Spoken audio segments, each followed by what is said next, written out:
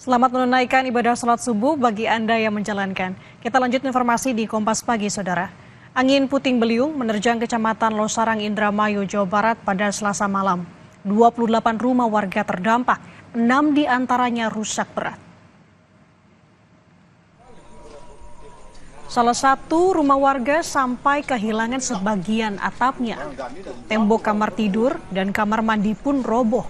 Seluruh penghuni rumah dapat menyelamatkan diri. Sebanyak 6 dari 28 rumah warga mengalami kerusakan parah setelah diterjang angin puting beliung.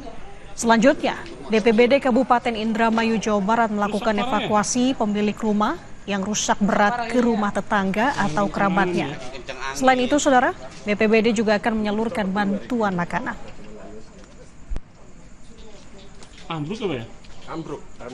Informasi dari warga, sekitar ada rumah 28 yang terdampak.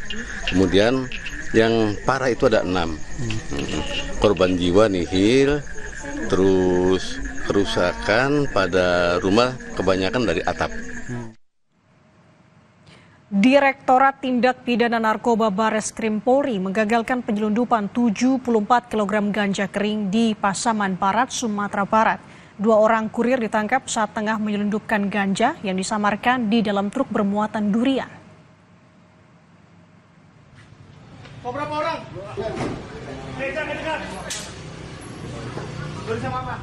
Ini nggak ada satu.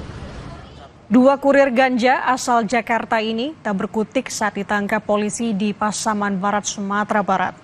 Mobil box yang dicurigai berisi narkoba ini kemudian digeledah. Meski disamarkan dengan muatan buah durian dan manggis, polisi menemukan 74 kg ganja kering dari dalam muatan truk yang telah dimodifikasi. Puluhan kilogram ganja kering ini akan diedarkan oleh para pelaku ke wilayah Jakarta.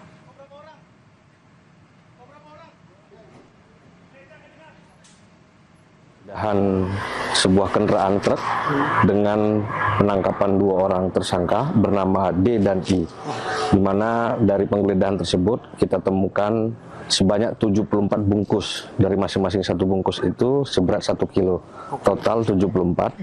Di dalam mobil box itu terdapat 73 bungkus ganja, sedangkan 1 bungkus lagi ditemukan di kabin supir.